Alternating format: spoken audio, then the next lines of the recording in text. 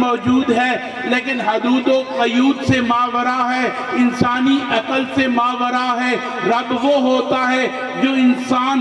کی عقل جس کو احاطہ نہ کر سکے۔ رب وہ ہوتا ہے جو نہ کسی کا باپ ہو، نہ اس کا کوئی باپ ہو، نہ وہ کسی کو جنے، نہ اس سے کوئی جنا گیا ہو، یعنی کہ رب وحدہ لا شریک ہے، رب کائنات ہمیشہ رہنے والا ہے، قادر مطلق ہے۔ رب کی توحید یہی ہے کہ رب کی حدود و قیود نہیں۔ رب کو پہچاننے کے لیے ہمیں ایک وجود کی ضرورت تھی،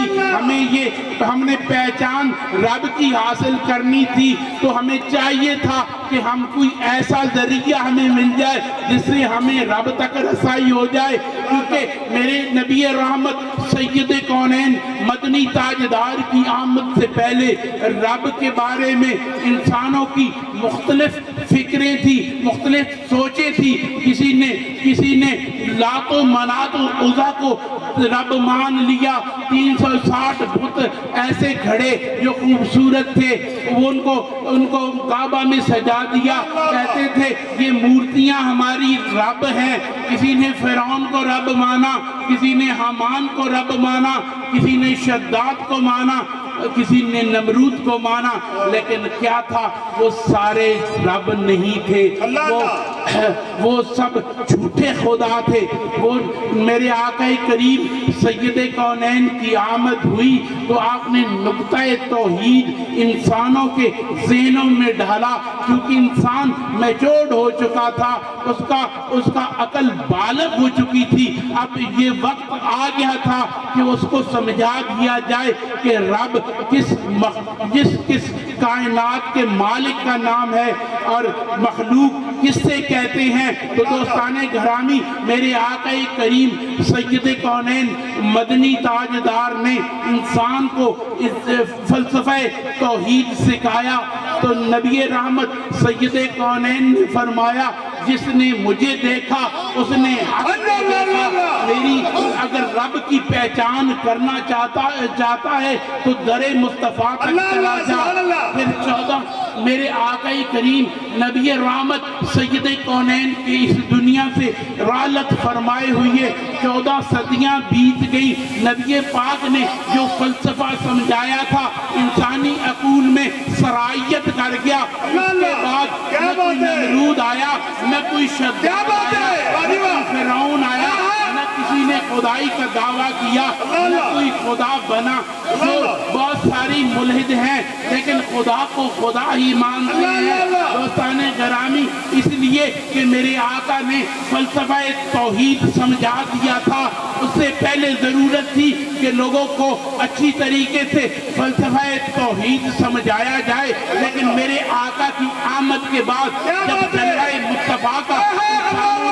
مظاہرہ دیکھ لیا اور میرے آقا کریم سید کونین کی شخصیت کو جان لیا، پہچان لیا، تو انہیں توحید ربانی کی سمجھ آ گئی۔ انہیں پتا چل گیا کہ رب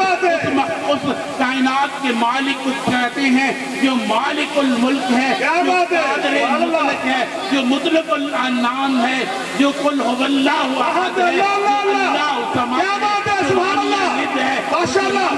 ہے۔ دوستان گرامی، اس کے بعد ضرورت کس کی تھی؟ کبھی مسلمہ کا ذواب آ گیا،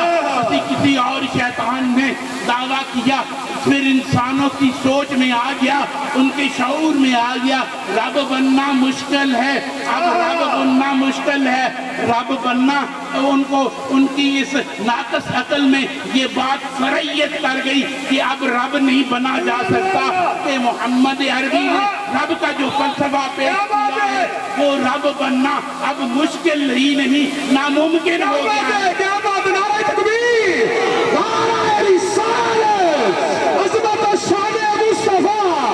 نعرہ حیدری، آستانہ جورا شریف، فیضان جراحی،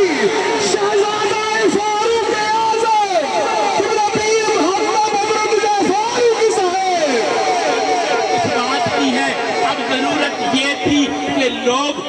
رب کی پہچان تو کر چکے لوگوں کو یہ تو علم ہو گیا کہ اب اس کے بعد رب کوئی نہیں بن سکتا، رب وہی وحدہ لا شریک ہے جس کی انسانی عقل جس کی حدود و قیود سے ماورا ہے، وہ جو انسان کی عقل میں صلاحیت کر جائے، انسان کی حدود جس کا عقل کی حدود جس کا احاطہ کر لے، وہ مومن کا رب نہیں ہو سکتا۔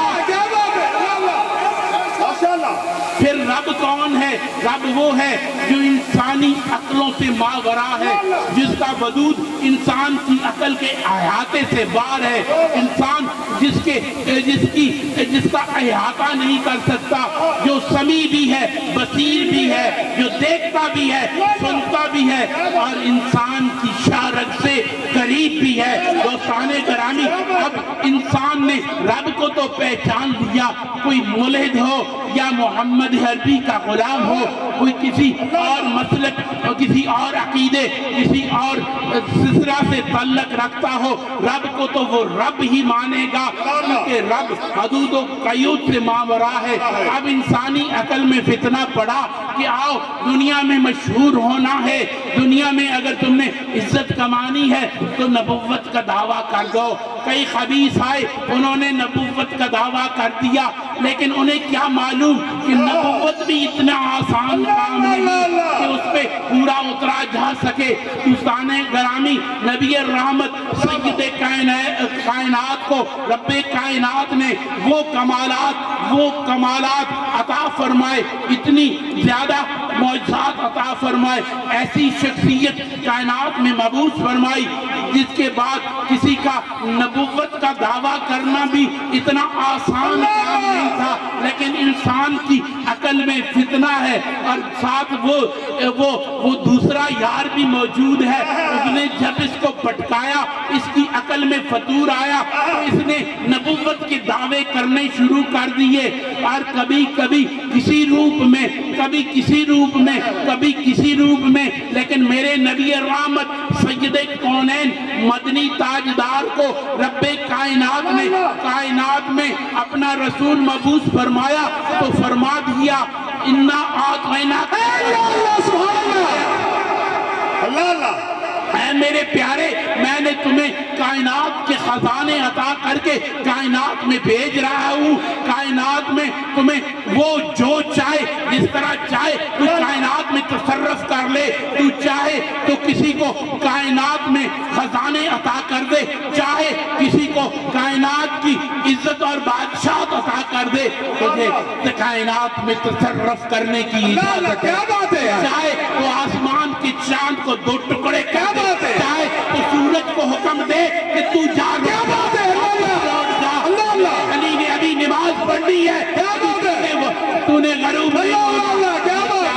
یہ محمد عربی کا وہ کمال تھا جو رب کائنات نے اس سے ودیت فرمایا، جس کی نگاہوں میں محمد کی ایسی شخصیت بیٹھی ہوئی ہو، وہ کیا کسی گنجے، کسی ننگے، کسی ٹنڈے اور کانے کو اللہ کا رسول ماننے کے لیے تیار ہوگا؟ نہیں، ممکن ہی نہیں، اس لیے کیونکہ میرے آقا کریم سید کونین جن کو وجہ تخلیق کائنات کہا گیا ہے، میرے آقا کریم سید کونین کے حسن کے بارے میں حضرت بی بی عائشہ فرماتی ہیں، کیا فرماتی ہیں؟ سونیا یوسف نو ویکھ کے مصر دیاں عورتاں نے سیب کٹن دی بجائے اپنی انگلیاں کٹ لیاں سن، اگر سونیا او تینوں دیکھ لیندیاں تے اپنے دلاں تے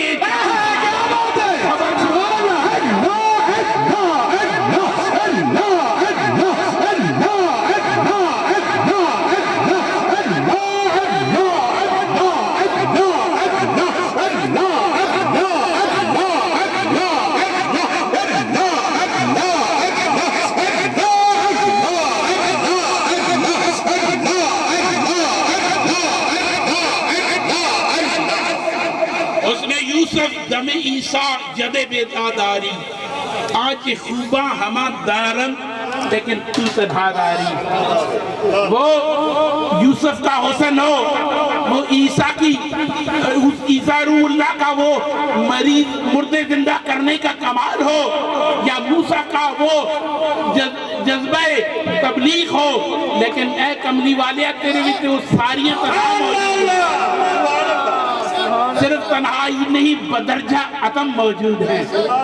دوستان گرامی, میرے آقا کریم سید کونین مدنی تاجدار کو رب کائنات نے کائنات میں جب مبعوث فرمایا, جب کائنات میں بھیجا, تو آپ کا کو اتنا خوبصورت وجود عطا فرما کے, اتنی کمالات عطا کر کے, اور اتنی خوبیاں ابدیت فرما کے بھیجا کہ کوئی دنیا کائنات کا کوئی انسان کیا, دنیا کا کوئی بھی ذی روح ذی شعور آپ کے تقابل کی بات کر ہی نہیں سکتا, کیونکہ میرے آقا کریم سید کونین مدنی تاجدار کو سراپائے کمال بنا کے بھیجا ہے. دوستان گرامی, میرے نبی کریم سید کونین کا وجود دنیا کی تمام غلاظتوں سے پاک تھا. میرے آقا کریم کو اتنا لطیف اور اتنا خوبصورت اور اتنا حسن و جمال والا رب کائنات نے فرمایا کہ خود ہی بنانے کے بعد رب کریم فرماتا ہے وَرَفَعْنَا لَكَ ذِكْرَكَ. کیا بات ہے, سبحان اللہ. تیرا ذکر میں کائنات میں بلند کیتا, صرف اس لیے نہیں کہ تو میرا حبیب ہے, بلکہ تو سونا ہی اتنا ہے تیرا کائنات میں زندہ چرچائے عام کیتا جائے. دوستان گرامی, مخلوق کا خالق, کائنات کا مالک, جس نے کن کہا کائنات بن گئی, جس نے پوری زمین و زمان بنائے, جس نے زمین و آسمان بنائے, وہ خود جس کملی والے کی تعریف کر رہا ہے, کیا وہ کملی والے کی وہ شخصیت کسی ہم جیسے ناقص انسان کی تعریف کی محتاج ہے؟ نہیں, کبھی نہیں.